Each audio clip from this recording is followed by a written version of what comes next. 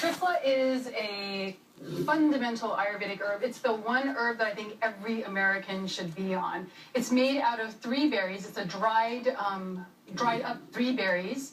And the 3 berries are Amalaki, Haritaki, and Bibitaki.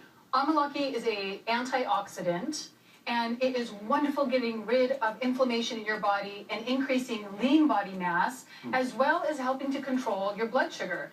Your body looks at sugar the same way it looks at fat. After sugars get up to a certain point, your body will store them as fat. Haritaki is a wonderful berry for getting rid of toxins in the colon, which is, again, one of the most important organs for preventing it from turning into ama.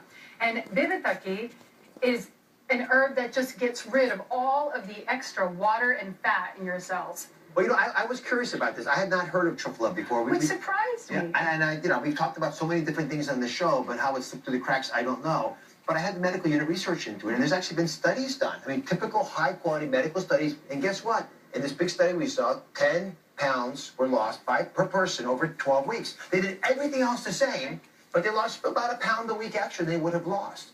So the question then becomes, how do I get it?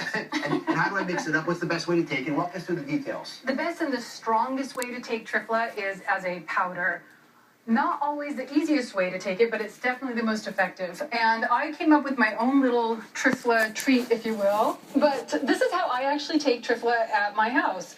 I get about a half a cup of warm water, add half a teaspoon of Triphala powder, which is what we have here, a teaspoon of psyllium husk, as well as a teaspoon of ground flaxseed, and that just helps you to get your insoluble fiber. Mix it all together and swallow. Say a prayer and then swallow.